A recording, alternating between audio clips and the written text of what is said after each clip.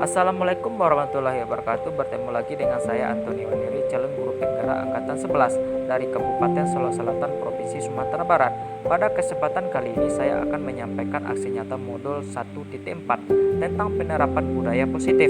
Langkah pertama yang saya lakukan adalah meminta izin kepada kepala sekolah sekaligus berdiskusi dengan kepala sekolah mengenai aksi nyata yang akan saya lakukan. Penyebaran pemahaman kepada rekan guru di SMA N 1 Solo Selatan. Selamat menyaksikan. Assalamualaikum warahmatullahi wabarakatuh.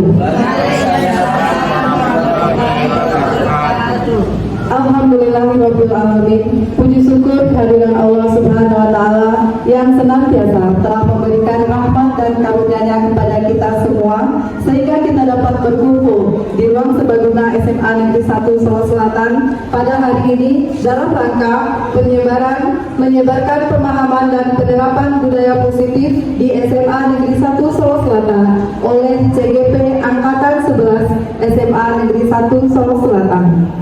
Selanjutnya, salawat beserta salam kepada Nabi besar Muhammad Sallallahu Alaihi Wasallam.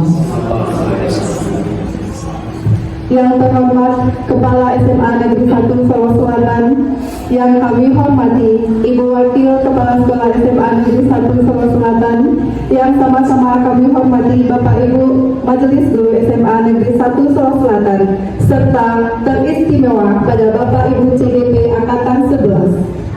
Mengawali acara, marilah kita dengarkan lantunan ayat suci Al-Quran oleh Rizka Karimah. Pada Rizka Karimah, disilakan.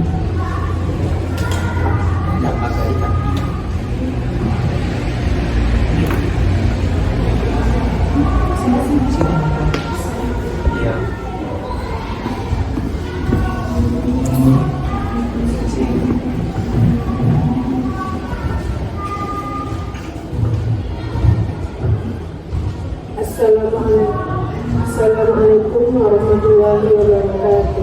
Waalaikumsalam warahmatullahi wabarakatuh.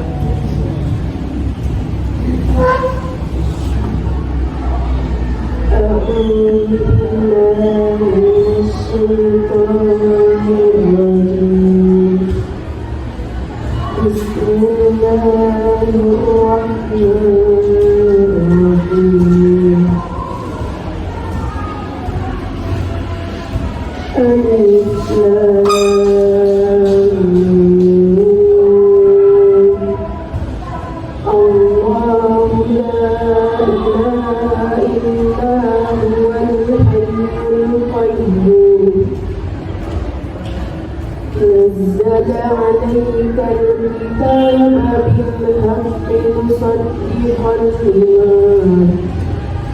مصدقا لما بين يديه وأنزل التوراة والإنجيل من قبل هدى للناس وأنزل الفرقان إن الذين كفروا بآيات الله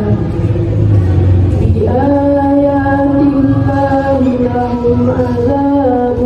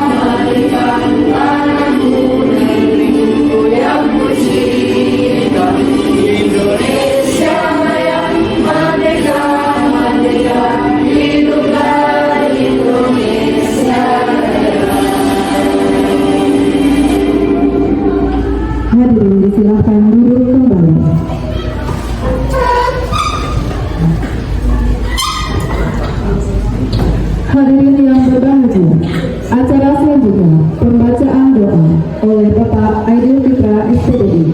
Kepada Bapak Aidil Fitra disilakan.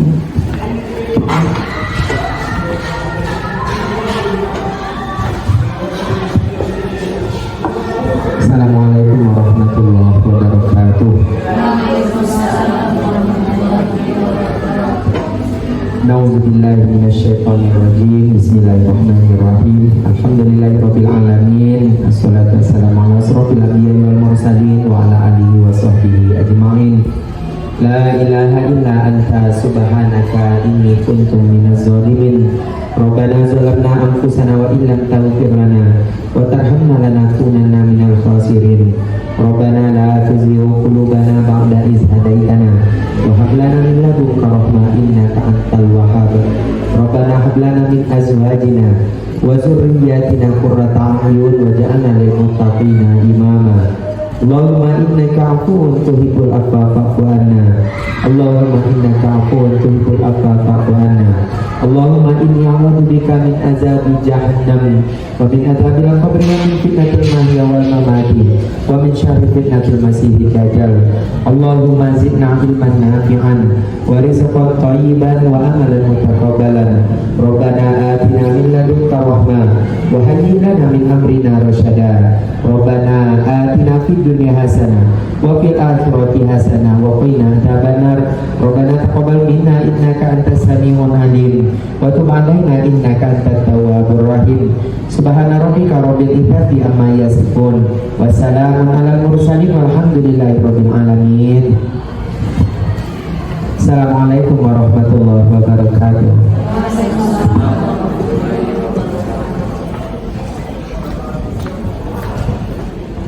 Hadirin yang berbahagia, acara selanjutnya sambutan dari Kepala Sekolah SMA Negeri 1 Solo Selatan yang pada hari ini diwakili oleh Wakil Kurikulum SMA Negeri Solo Selatan, SMA Negeri 1 Solo Selatan. Kepada Miss Wiwi Ince Jelita SPD MPD disilahkan.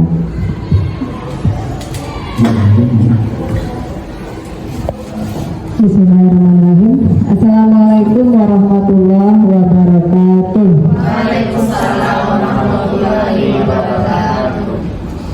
Yang terhormat Bapak Ibu CGP Hebat Angkatan 11, yang kami hormati Bapak Ibu Majelis Guru beserta staf tata usaha yang alhamdulillah berkesempatan hadir pada hari ini dalam rangka kegiatan diseminasi budaya positif dari CGP Angkatan 11. Baiklah, puji dan syukur malah sama-sama kita ucapkan kehadiran Allah Subhanahu wa Ta'ala, yang mana berkat rahmat dan karunia beliau alhamdulillah pada hari ini kita berkumpul di ruang serbaguna SMA Negeri 1 Solo Selatan dalam rangka mengikuti rangkaian kegiatan diseminasi budaya positif dari CGP Angkatan 11. Kemudian salawat beserta salam juga tidak lupa kita sampaikan kepada pucuk pimpinan kita, pucuk pimpinan umat Islam, yakni Nabi besar Muhammad SAW, dengan mengucapkan Allahumma sholli ala Muhammad wa ala ali Muhammad. Pertama kami ingin menyampaikan permohonan maaf dulu dari Bapak Kepala Sekolah yang tidak bisa menghadiri acara diseminasi hari ini karena kebetulan di jam yang sama hari ini beliau ada kegiatan dinas luar yang tidak bisa ditinggalkan, sehingga beliau mengamanahkan kepada kami untuk mewakili beliau dalam sambutan diseminasi budaya positif ini. Mudah-mudahan walaupun beliau tidak hadir di sini tidak mengurangi makna dari kegiatan kita pada hari ini. Baiklah, kami sangat berbahagia sekali dengan kegiatan ini, di mana Bapak Ibu CGP Hebat ini Angkatan 11 akan menyampaikan kepada kita bersama, menyebarluaskan bagaimana budaya positif itu diterapkan di sekolah kita, khususnya karena yang sudah mereka pelajari kan masih secara umum bagaimana mereka menerapkan budaya positif di sekolah kita ini nantinya. Nah, inilah yang kita sama-sama dengarkan hari ini. Mudah-mudahan dengan adanya kegiatan diseminasi ini, hal-hal yang sudah positif kita jalankan tetap kita semangat menjalankan. Nah, yang masih belum, mari kita benahi bersama, kita laksanakan bersama. Karena yang namanya dalam budaya positif ini banyak sekali yang bisa kita laksanakan, kita terapkan di sekolah kita. Misalnya saja dalam menerapkan kedisiplinan yang ada di sekolah, yang selama ini kita selalu dengan yang namanya hukuman. Kalau sekarang kita bisa menggunakan Contoh salah satunya adalah segitiga restitusi, bagaimana posisi kontrol kita sebagai guru, sebagai pendidik. Nah, itu yang kita terapkan dalam sekolah kita. Mudah-mudahan dengan banyaknya CGP dari sekolah kita, benar-benar budaya positif ini bisa kita terapkan, sehingga keberpihakan kepada anak yang selalu kita gaung-gaungkan dalam kurikulum Merdeka, kita berpihak kepada anak, menghamba kepada anak, benar-benar bisa kita terapkan di sekolah kita. Mudah-mudahan dengan adanya CGP hebat lainnya nantinya juga yang akan mendiseminasikan ini, yang akan kita dengarkan bersama, yang akan kita terapkan bersama, benar-benar nanti siswa kita merasa aman, nyaman berada di sekolah kita. Benar-benar budaya positif ini bisa kita terapkan di sekolah kita. Selamat Bapak Ibu CGP hebat, selamat menyampaikan, menyebarluaskan pemahamannya tentang budaya positif ini, dan kepada Bapak Ibu peserta mudah-mudahan bisa menjalankan, menerapkan budaya positif di sekolah kita ini. Selamat mengikuti diseminasi ini, mudah-mudahan banyak pelajaran yang bisa kita ambil dan kita terapkan dalam kehidupan kita. Mungkin demikian saja sambutan saya pada kesempatan ini. Terima kasih. Terlebih kurang saya akhiri dengan wabillahi taufiq wal hidayah. Wassalamualaikum warahmatullahi wabarakatuh. Hadirin yang berbahagia, acara selanjutnya menyebarkan pemahaman dan penerapan budaya positif di SMA Negeri 1 Solo Selatan oleh CGP Angkatan 11 kepada Bapak Antoni Waneri SPD. Disilahkan.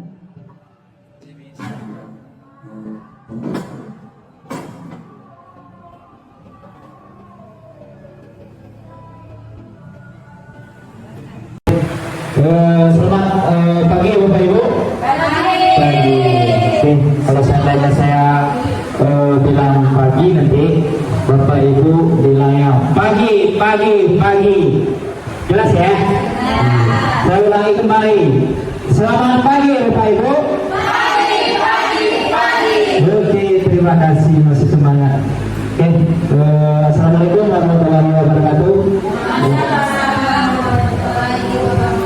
Puji dan syukur marilah kita mengucapkan atas kehendak Allah Subhanahu wa taala, yang mana beliau telah memberikan rahmat dan hidayahnya kepada kita untuk dapat hadir di Allah serta guna di SMA 1 Solo Selatan. Saya tidak akan membanyakan kata-kata mukadimah. Di sini adalah saya akan memaparkan diseminasi penyebaran dan pemahaman budaya positif di sekolah. Saya adalah sebagai CGP Angkatan 11. Silakan Bu.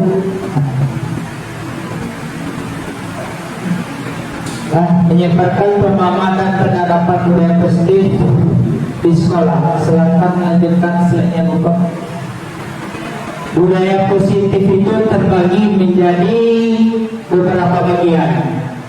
Yang pertama adalah perubahan paradigma belajar, yang kedua adalah disiplin positif, yang ketiga adalah nilai-nilai kebajikan, selanjutnya motivasi perilaku manusia, terus posisi kontrol guru, kebutuhan dasar manusia, keyakinan kelas, dan segitiga restitusi. Next. Pembelajaran dengan paradigma baru. Ini penjelasannya, pembelajaran dengan paradigma baru merupakan pembelajaran yang dirancang berdasarkan prinsip berdiferensiasi, sehingga peserta didik belajar sesuai kebutuhannya berdasarkan tahap perkembangan sesuai teori psikologi modern untuk mewujudkan profil pelajar Pancasila. Next.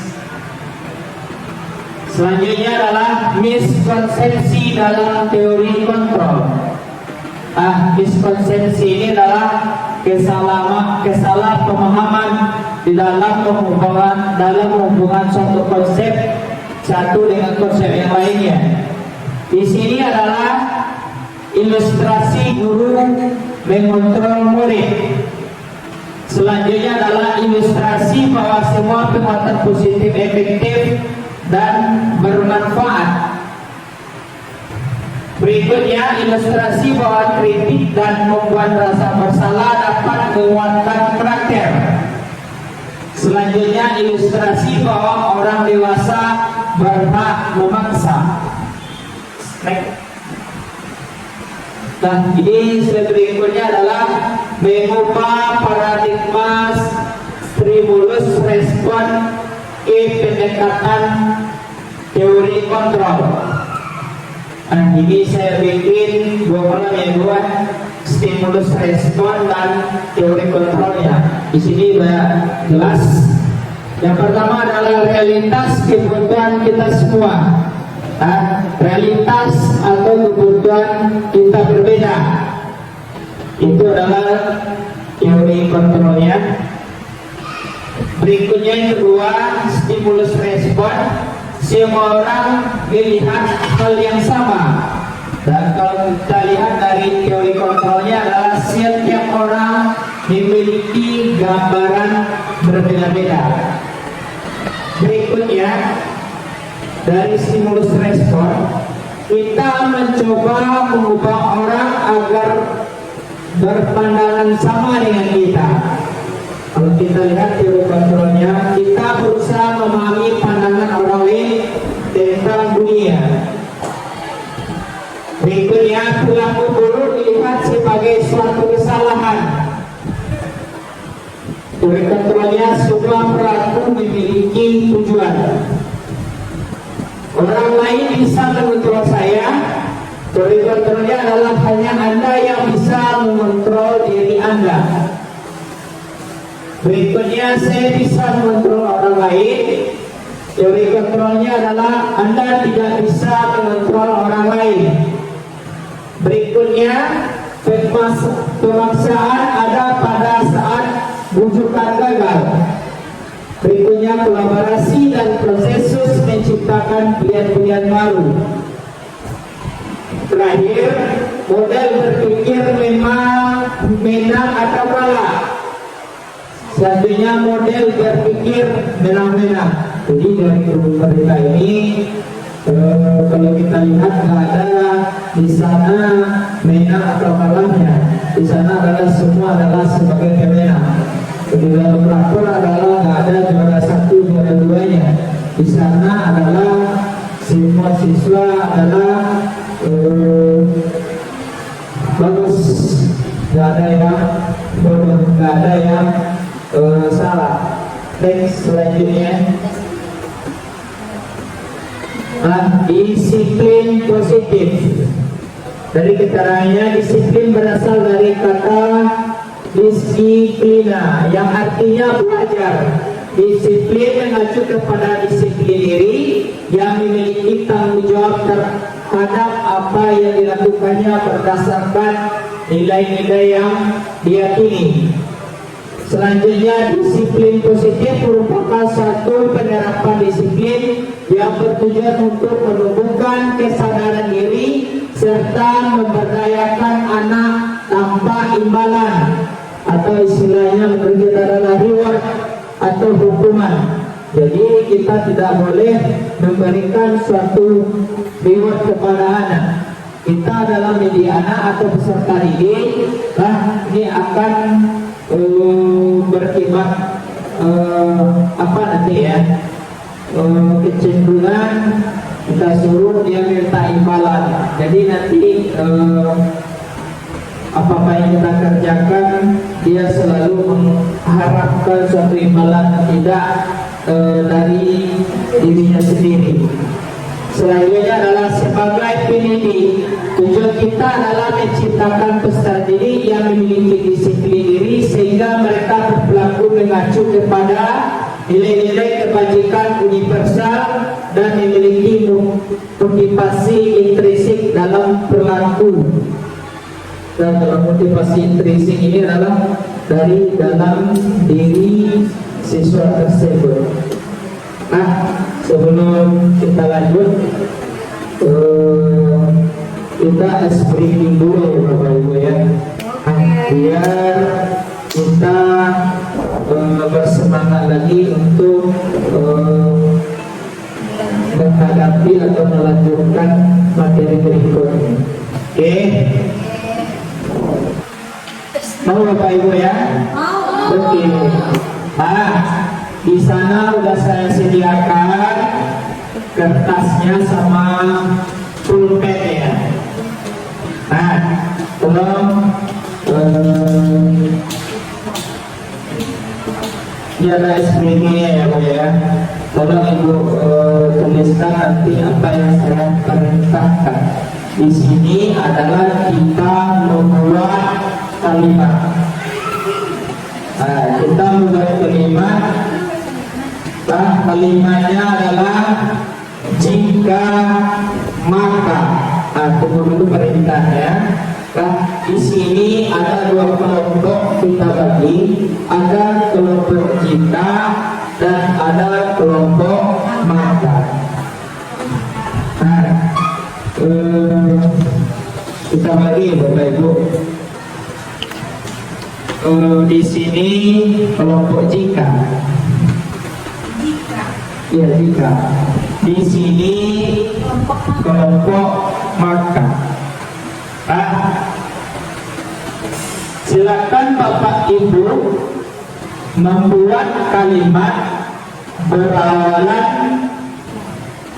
kalau di kelompok jika ya, maksimal kalimatnya maksimal cuma 4 kalimat, 4 kata. Kalau Bapak Ibu membuat kalimatnya berawalan jika, 2 kalimat juga nggak apa-apa, 3 kalimat juga nggak apa-apa, hanya sampai maksimalnya 5 kalimat. Nah, buat awalan kalimat dengan menggunakan kata jika. Paham Bapak Ibu? Oke. Dan diikuti juga kepada kelompok maka. Silakan Bapak Ibu bikin kelompok maka. Kalimat berawal dan kata dari maka. Maksimalnya sampai katanya 5 ya, 5 ke 4, 5 ya Bapak Ibu ya, 5 ke 5, 2 kelima juga nggak apa-apa, 3 kelima juga nggak apa-apa.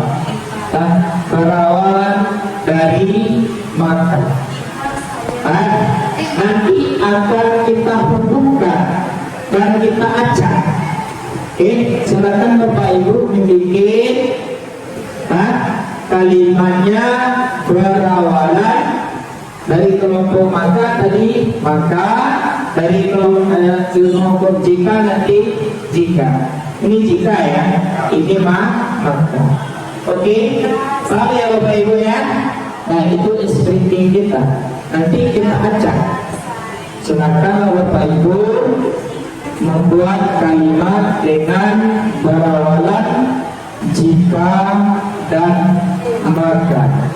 Oke, saya kasih waktu sekitar 1 menit di dalam membuat kalimat jika dan maka.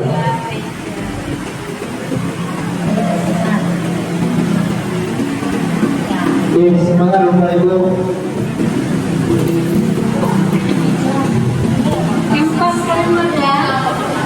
Maksimal 4 kalimat. Dah selesai. 4 kata. Nah, gue nolai. Wah, kamu kumpul mana ya? Betul. 1 kalimat. Jika lah jika saya bukan.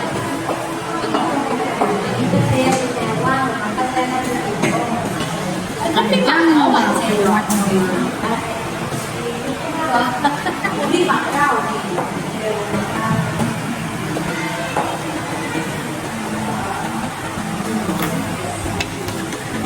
Sudah siap Bapak Ibu? Sudah.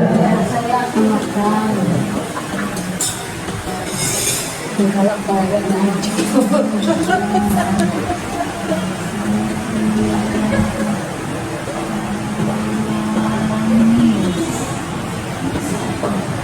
wah, bukan lama.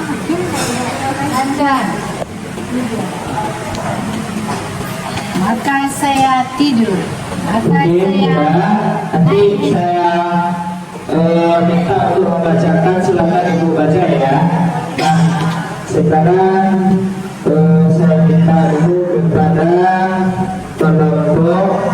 kelompok jika mana tadi? Nih ya. Silakan Bapak silakan Bapak bacakan satu kalimat doa yang Bapak bikin. Jika kaya naik haji. Siapa ya?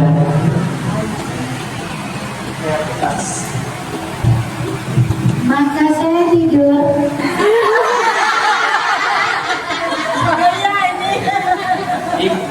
Ya, saya hubungkan ya.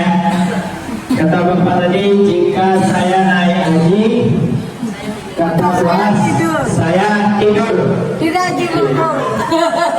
Oke, kita cak lagi. Siapa lagi ya? Oke, silakan Bu Penata Ayu.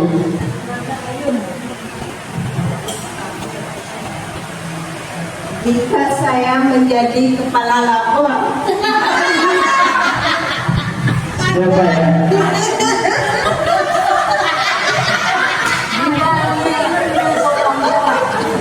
maka saya akan pergi umroh.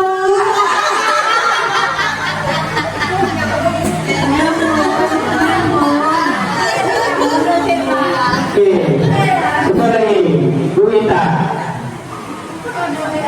Coba, Jika saya ada mobil, Oke, siapa lagi? Kelompok maka. maka saya pergi sekolah tidak akan kehujanan.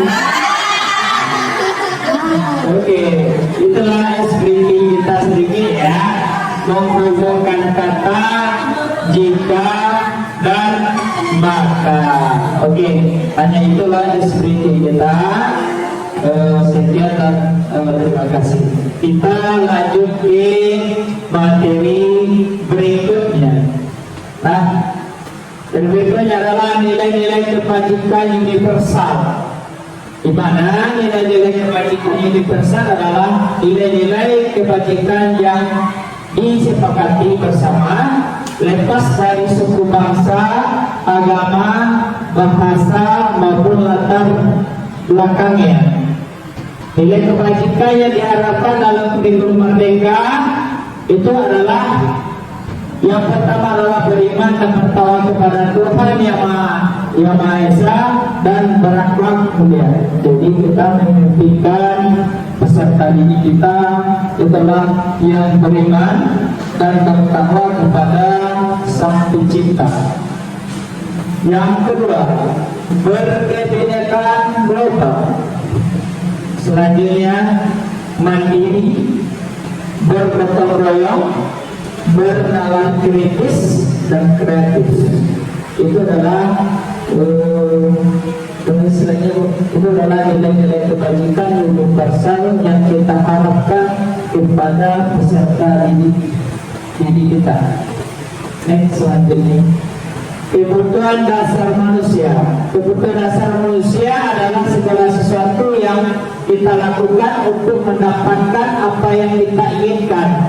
Seluruh tindakan yang kita lakukan memiliki tujuan untuk memenuhi kebutuhan dasar kita. Ini ada sekitar 5 kebutuhan dasar manusia. Yang pertama adalah kebutuhan bertahan hidup. Ini tidak bisa kita pungkiri. Yang pertama adalah kebutuhan bertahan hidup. Contohnya adalah kebutuhan pangan, sandang, papan. Ini sangat mendasar sekali Bapak Ibu. Kebutuhan bertahan hidup itu pangan dan sandang dan papan. Yang kedua adalah kebutuhan kasih sayang. Kebutuhan kasih sayang. Yang kedua, kebutuhan kasih sayang dan rasa diterima. Rasa diterima, dipedulikan, jadi bagian kelompok, saling berbagi dan bekerja sama. Kita dilahirkan ke dunia itu adalah membutuhkan kasih sayang, berasa diterima, dipedulikan di tiap kelompok, saling berbagi dan bekerja sama. Selanjutnya adalah kebutuhan penguasaan atau power. Contohnya adalah harga diri. Jadi pemimpin didengar, berpartisipasi dan diakui. Ini juga ya kebutuhan dasar kita, penguasaan. Kita memiliki harga diri. Pasti di dalam diri peserta didik tersebut menjadi seorang pemimpin dan juga dia butuh didengar, dan kita harapkan juga berpartisipasi dan diakui. Selanjutnya adalah kebutuhan kebebasan, contohnya mandiri, memiliki pilihan sendiri, menentukan arah sendiri. Itu adalah kebutuhan kebebasan, mandiri tapi terarah ya. Yang selanjutnya adalah kebutuhan kesenangan, contohnya bermain, tertawa, bercanda. Ini juga kebutuhan kita sebagai mitra, sebagai manusia yang dilahirkan ke dunia, juga dibutuhkan kebutuhan kesenangan, contohnya bermain, tertawa, dan bercanda. Next, selanjutnya motivasi perilaku manusia itu terbagi menjadi dua. Yang pertama adalah motivasi eksternal, yang kedua adalah motivasi internal. Motivasi eksternal itu contohnya adalah motivasi diberikan oleh pihak luar atau orang lain, baik dari guru, orang tua, atau teman sejawat. Itu contohnya yang dari luar. Itu terbagi pula menjadi tiga. Yang pertama adalah untuk menghindari hukuman atau ketidaknyamanan. Itu dari eksternal ya. Yang kedua adalah untuk mendapatkan imbalan dan penghargaan dari orang lain. Itu adalah kelompok dari eksternal.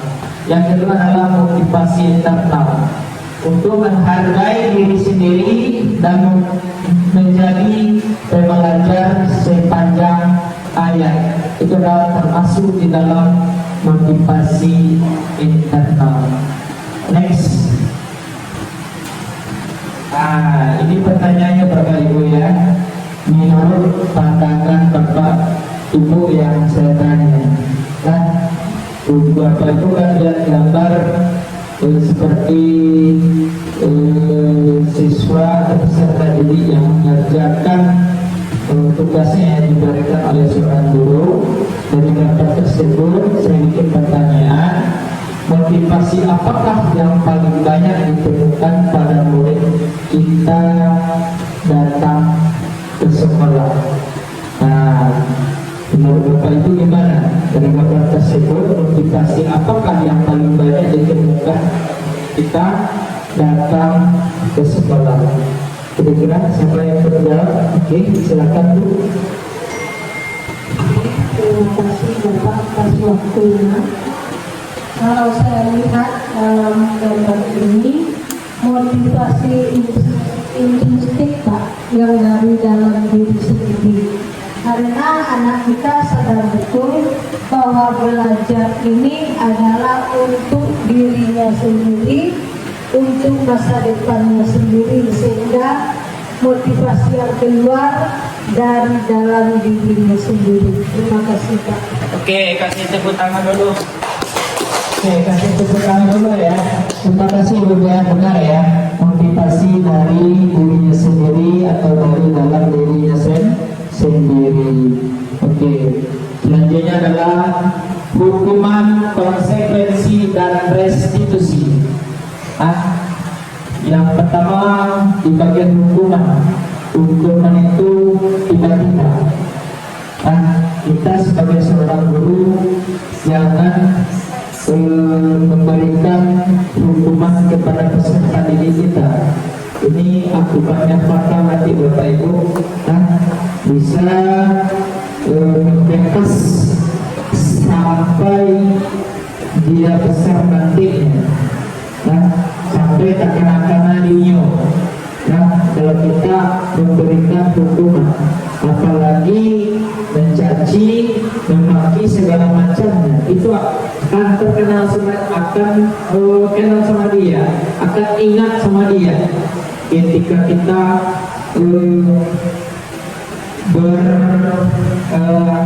ketemu sama dia baik di jalan atau maupun dimanapun. Ini adalah hukuman. Itu ciri-cirinya adalah tiba-tiba hukuman ya. Yang kedua adalah menyakitkan, kata saya tadi, akan teringat terus oleh siswa tersebut. Kadang-kadang tidak ada hubungannya dengan kesalahan. Kadang-kadang kita memberikan hukuman kepada anak, tidak ada hubungannya dengan kesalahan apa yang telah dia lakukan. Jadi nggak nyambung gitu kan. Jadi jangan sekali kita sering memberi hukuman yang tidak ada hubungannya dengan kesalahannya. Ini adalah ciri-ciri dari hukuman. Yang selanjutnya adalah bersifat satu arah. Selanjutnya adalah berupa hukuman fisik dan psikis. Ini sementara hukuman fisik, dan apalagi kalau seandainya ada siswa yang terlambat, kita suruh dia lari 2 kali lapangan atau 3 kali lapangan, kita nggak tahu apa yang di dalam dirinya, apakah dia sakit atau segala macamnya. Kalau seandainya dia sakit, perjantungan nanti, kita suruh lari, akibatnya fatal nanti. Jadi kita harus memperhatikan dulu peserta didiknya, jangan sekali memberikan hukuman. Ini akibat dari hukuman. Yang selanjutnya adalah konsekuensi. Kalau konsekuensi ini adalah terencana sesuai dengan peraturan. Yang kedua adalah murid tetap dibuat tidak nyaman. Selanjutnya adalah sikap guru selalu memonitor murid. Yang selanjutnya adalah restitusi, proses menciptakan posisi guru bagi murid untuk memperbaiki kesalahan. Terdapat kita di posisi ini ya, kita memperbaiki kesalahan murid dengan menggunakan tiga restitusi sebagai seorang manajer. Selanjutnya adalah proses kolaboratif yang mengarahkan murid menemukan solusi sendiri. Jadi kita sebagai seorang guru mengarahkan murid ini menemukan solusinya sendiri. Kita sadarkan apa yang dia lakukan sudah benar tak dengan keyakinan kelas yang telah dia bikin. Kita yakinkan, kita gali sedalam-dalamnya apakah yang dilakukan itu benar atau salah. Selanjutnya adalah tentukan apakah kasus berikut hukuman atau konsekuensi. Ini ada sekitar 4 pertanyaan. Silakan Bapak Ibu jawab. Di sini adalah tentukan apakah kasus berikut ini hukuman atau konsekuensi. Pertama adalah berjemur jam 12 di lapangan basket karena tidak buat tugas. Itu termasuk apa, hukuman atau konsekuensi? Siapa yang akan menjawab? Bapak Ibu. Terima kasih Pak Angkat atas kesempatannya. Ini sini berjemur jam 12 lapangan basket karena tidak buat tugas, itu termasuk pada hukuman. Oke, terima kasih Bu Ida. Benar ya, berjemur jam 12 di lapangan basket karena tidak buat tugas itu adalah termasuk hukuman. Sesuai apa yang saya sampaikan tadi, kita tidak boleh menghukum. apalagi dia mempunyai riwayat penyakit bawaan. Nah, yang kedua adalah memberikan WC, membersihkan WC sekolah karena datang terlambat masuk. Kira-kira hukuman atau konsekuensi supaya kamu jawab Bapak Ibu? Oke, silakan Bu Liza.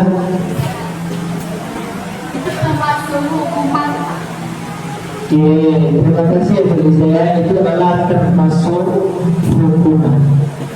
Yang ketiga, jam istirahat siang dikurangi 10 menit untuk mengerjakan tugas karena tidak buat tugas di rumah, itu termasuk hukuman atau sanksi. Supaya kita menjawab Bapak Ibu. Oke. Oke, boleh. Baiklah, makasih Pak Anton. Jam istirahat siang dikurangi 10 menit untuk mengerjakan tugas karena dibagi waktu bersih rumah, itu termasuk konsekuensi. Bagus sekali ya, terima kasih Bu Lia. Nah, itu benar, itu adalah termasuk konsekuensi. Nah, yang terakhir, mengganti penhakiman karena menghilangkan penanya yang dipinjam, itu termasuk konsekuensi atau silakan Bu. Oke, terima kasih Pak. Dalam hal ini mengganti penhakiman karena menghilangkan penanya yang dipinjam termasuk konsekuensi Pak. Karena setiap anak harus bertanggung jawab terhadap hal yang dipinjam.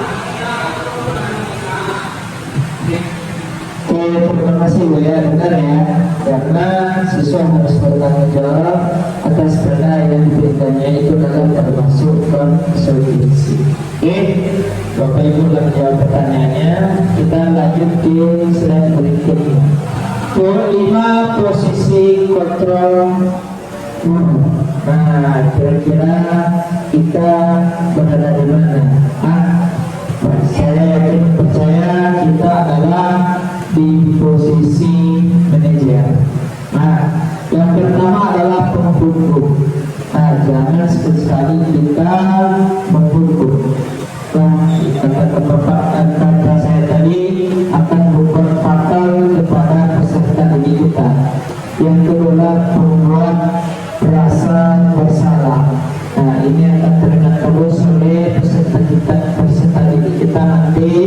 Kalau sering memberi hukuman, membuat rasa bersalah, ini akan teringat sampai dia tua nanti. Nah, dan bahkan sampai dia bertemu nanti di jalan oleh kita. Oh, ini guru yang hukum saya dulu. Nah, itu ya. Jadi kita dikenal oleh siswa adalah dengan dari segi baliknya. Yang ketiga adalah teman. Nah, kita yang dari ketiga teman adalah yang keempat adalah pemantau, dan yang selanjutnya adalah sebagai manajer. Next, selanjutnya. Nah, ini adalah contoh penerapan posisi kontrol di bagian penghukum. Nah, kita lihat gambarnya aja udah sangar. Ini membuat siswa ketar-ketar nanti dari gambarnya doang gitu kan. Apa keterangannya? Pergi membersihkan WC murid dekat ruang kita. Ini jangan sekali kita lakukan.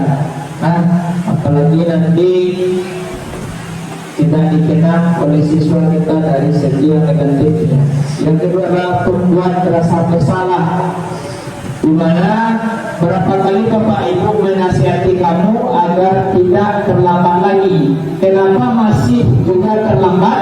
Apa yang tidak kasihan sama Bapak atau Ibu atau dimarahi oleh kepala sekolah. Next, selanjutnya tema. Ayo dong ikut aturan sekolah, jangan terlambat lagi.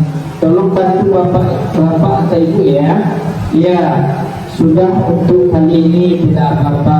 Lain kali jangan diulangi lagi. Ya, kita menanya boleh kayak gitu. Jadi jangan langsung menghukum. Ayo bersihkan. Kita tanya dulu kenapa dia terlambat, apa sebabnya. Pasti semua peserta ini punya alasan. Jangan kita langsung sekali dia berbuat langsung kita cap. Ini ada pemalas. Ini awak sih nampak lah. Padahal sekali nampak lu, gitu kan? Jadi awak tanya dulu, awak tanyakan dulu apa permasalahannya, kenapa kau terlambat. Kita masukkan rasa kepada peserta didik kita tersebut. Mudah-mudahan dengan cara yang baik akan mendapatkan hasil sangat baik. Nah, yang selanjutnya setelah kita beri kesempatan, setelah kita tanya, setelah dia ada dosen apa yang sama kita, itu mungkin tidak kita biarkan begitu saja. Itu adalah kita pantau. Nah, itu yang kita pantau. Setelah berapa kali Bapak Ibu memperhatikan ternyata kamu sering terlambat, sebagai konsekuensi karena kamu terlambat lagi, nanti istilahnya keluar lebih lambat 10 menit dari teman ya. Nah, jadi kita pantau. Setelah kita tanya, ini penyebabnya Bu, ini masalah apanya. Setelah itu kita kasih kesempatan. Setelah itu kita pantau, bukan kita biarkan saja. Nah, selanjutnya sebagai manajer, apakah kamu tahu kesalahanmu? Apakah dalam kelemahan itu sudah sesuai dengan keyakinan kelas kita? Kira-kira apa yang bisa kamu lakukan untuk memperbaiki kesalahanmu? Nah, ini menyadarkan seorang murid ya, apa yang dia lakukan benar atau tidak. Disinilah keyakinan kelas. Keyakinan kelas, kenapa bukan peraturan kelas? Keseharian cara persepsi keyakinan kelas atau peraturan kelas. Kalau kita lihat di sini adalah yang saya bikin, keyakinan kelas adalah peraturan kelas adalah biasanya terbit tanpa persetujuan pihak objek yang harus melaksanakan. Ini adalah peraturan tanpa melibatkan objek, tanpa melibatkan orangnya langsung. Jadi banyak yang kita tahu. Sedangkan keyakinan kelas adalah persetujuan yang dibuat bersama antara guru dan murid, selanjutnya akan ditaati bersama. Jadi kita keyakinan kelas adalah melibatkan semua warga kelas untuk membuat keyakinan kelas tersebut. Jadi itulah perbedaan antara peraturan kelas dan keyakinan kelas. Selanjutnya silakan next. Nah, itu adalah ketentuan pembentukan keyakinan kelas. Ada terbagi menjadi 5. Yang pertama adalah bersifat abstrak. Yang kedua adalah berupaya pernyataan universal. Yang ketiga adalah dibuat dalam pernyataan positif, sedikit saja agar mudah diingat sesuai dengan kondisi sekolah dan kelas. Ingat. Yang keempat adalah mudah diterapkan.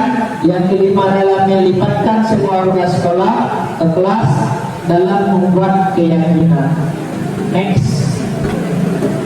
Selanjutnya adalah segitiga restitusi. Nah, menurut Yaning Gosen, segitiga restitusi adalah proses menciptakan kondisi bagi peserta didik untuk memperbaiki kesalahan mereka, sehingga mereka bisa kembali pada kelompok mereka dengan karakter yang lebih kuat. Itu adalah menurut Yaning Gosen. segitiga. Pak, ini saya bikinkan segitiganya. Pak, segitiga itu yang pertama adalah menstabilkan identitas, yang kedua adalah validasi tindakan yang salah, yang ketiga menanyakan keyakinan. Nah, di sini dibagi beberapa bagian, yaitu dalam menstabilkan identitas. Ini contoh kelimanya. Berbuat salah itu tidak apa-apa. Selanjutnya, tidak ada manusia yang sempurna. Selanjutnya, saya juga pernah melakukan kesalahan seperti itu. Bila apa-apanya ya. Selanjutnya, kita bisa menyelesaikan ini. Bapak Ibu tidak tertarik mencari siapa yang salah, tapi Bapak Ibu ingin mencari solusi dari permasalahan. Nah, jadi awak disko tidak mencari siapa yang salah, siapa yang benar. Disko adalah awak mencari solusi dari permasalahan tersebut. Contoh di dalam perkelahian, kita bukan mencari siapa yang benar, siapa yang salah, siapa yang berbuat, siapa yang benar, bukan itu. Kita mencari di sini adalah solusinya. Kalau kita cari siapa yang benar, siapa yang salah, permasalahan itu tidak akan selesai. Nah, selanjutnya adalah kamu berhak merasa begitu. Apakah kamu sedang menjadi teman yang baik buat dirimu sendiri? Yang kedua adalah validasi tindakan yang salah. Contoh kelimanya, padahal kamu bisa melakukannya lebih buruk dari dia. Kamu pasti punya alasan mengapa melakukan hal itu. Selanjutnya, kamu patut bangga pada dirimu sendiri karena kamu telah melindungi sesuatu yang penting buatmu. Kamu boleh mempertahankan sikap itu, tapi harus mendapatkan sikap yang baru. Next, yang ketiga, menanyakan keyakinan. Ini contoh kelimanya. Apakah apa yang kita percaya sebagai kelas atau keluarga? Selanjutnya, apa nilai-nilai umum yang kita telah sepakati? Terakhir, apa bayangan kita tentang kelas yang ideal? Kamu mau jadi orang seperti apa? Nah, ini adalah terakhir penutup. Nah, dari beberapa slide tadi, ini penutupnya. Dalam menjalankan budaya positif, hendaknya seorang guru memiliki standar kepribadian dan sosial yang bisa menjadikan guru itu sebagai obat atau manajer dalam menuntut murid-muridnya sesuai standar nasional pendidikan.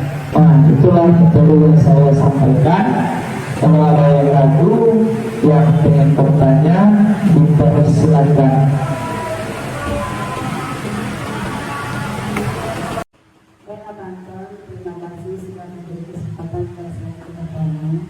Yang saya tanyakan di sini, bagaimanakah penerapan segitiga restitusi di sekolah kita? Apakah sudah berjalan dengan maksimal? Itu saja, terima kasih. Oke, terima kasih Ibu Evi. Bagaimana penerapan segitiga restitusi di sekolah kita? Apakah sudah dilakukan secara maksimal ya Bu ya? Oke, terima kasih. Dari yang saya telah lakukan, dari segi distribusi itu sudah pas ya, sudah bagus, sudah terlaksana, sudah cocok untuk kita terapkan di sekolah kita. Ini sudah saya lakukan, ternyata memang cocok sekali untuk memberikan segitiga restitusi di sekolah kita. Istilahnya di sini siswa mampu dan menyadari atas kesalahan yang dia lakukan, dan dia sadar dan dia bisa mencari solusinya sendiri.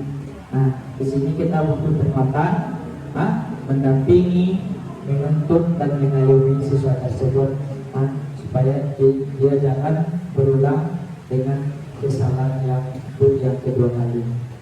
Oke, kira-kira itu jawabannya itu. Berarti cocok ya, sudah kita terapkan di sekolah kita. Oke, ada lagi Bapak Ibu ya. Oke, kalau tidak ada, Mungkin itu penyampaian dari saya.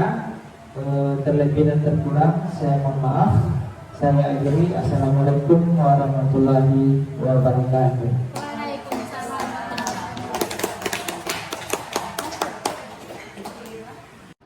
Hadirin yang berbahagia, demikianlah kegiatan diseminasi budaya positif di SMA Negeri 1 Solo Selatan dari CGP Angkatan 11.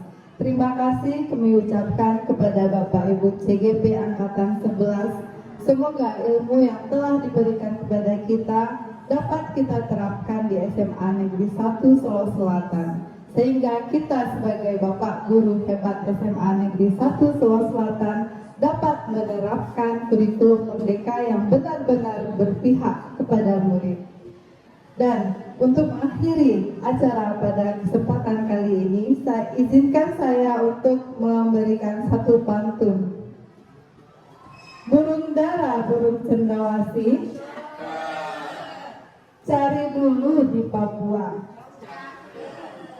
Cukup sekian, terima kasih.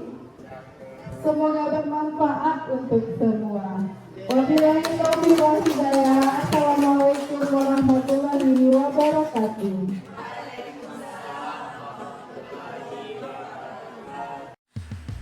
Dan saya juga membuat keyakinan kelas bersama murid saya, yaitu kelas fase 6, sebagai salah satu upaya untuk menciptakan budaya positif di lingkungan sekolah saya. Sekarang kan udah ada kertas di atas meja Anda masing-masing. Nah, sesuai dengan apa yang Bapak informasikan pada hari ini, kita membuat keyakinan kelas. Nah, nanti sudah ada bikin keyakinan kelas, lalu Anda tempelkan di papan tulis. Nah, dan keyakinan kelas itu nanti harus kita patuhi, harus kita jalankan. Nah, sekarang kan Anda udah paham kan? Nah, keyakinan kelas apa yang akan Anda bikin? Nah, kalau seandainya sudah paham, silakan Anda bikin, dan bagi yang sudah siap silakan Anda tempelkan nanti. Oke, silakan Anda kerjakan.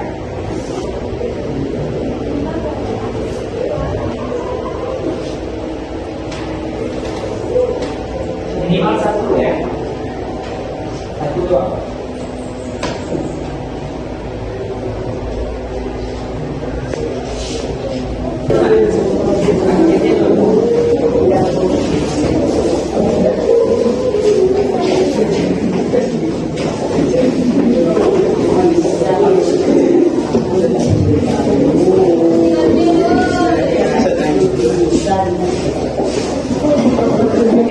Terima kasih ya atas partisipasinya.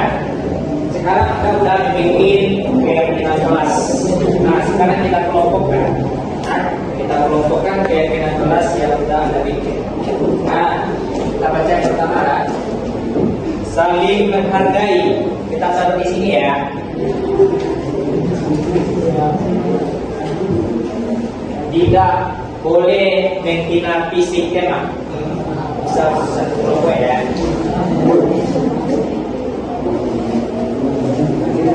Kerjasama dalam dan kolaborasi.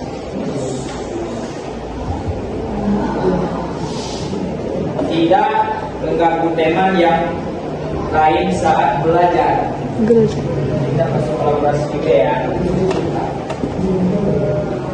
Kerjakan tugas di rumah, jangan di sekolah, apalagi mencontoh tugas teman tidak boleh ya.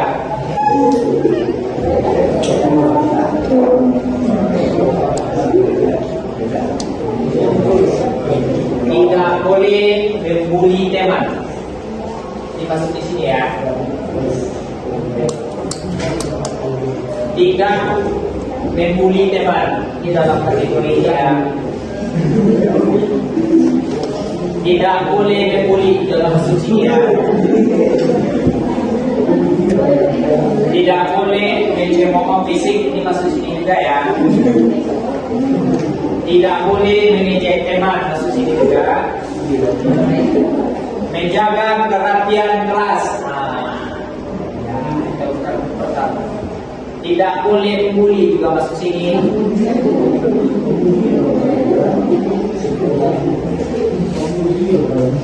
Jangan membuli juga masuk sini ya. Terima kasih banyak kepada kalian semua yang telah berpartisipasi di dalam membuat keyakinan kelas. Nah, jadi keyakinan kelas ini terbagi menjadi 7 item. Jadi dari 7 item ini harus kita jalankan, harus kita patuhi. Supaya apa? Supaya keyakinan kelas ke depannya adalah menjadi tanggung jawab semua anggota kelas. Jadi tujuannya adalah untuk proses belajar mengajar nyaman dan aman. Nah, sekian dan terima kasih atas partisipasinya. Bapak akhiri, assalamualaikum warahmatullahi wabarakatuh.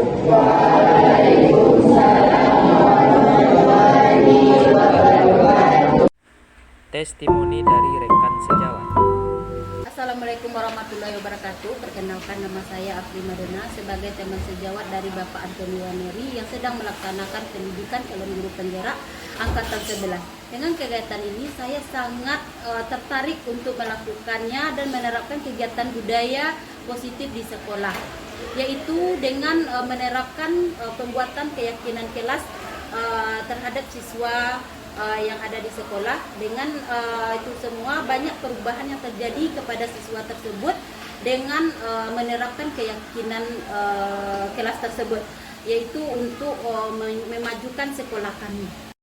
Terima kasih kepada Bapak Antoni Waneri yang telah menerapkan budaya positif di sekolah ini dan sangat membantu untuk saya. Demikianlah dengan ini semua. Assalamualaikum warahmatullahi wabarakatuh. Demikian video saya pada kali ini, mudah-mudahan bermanfaat. Assalamualaikum warahmatullahi wabarakatuh. Terima kasih.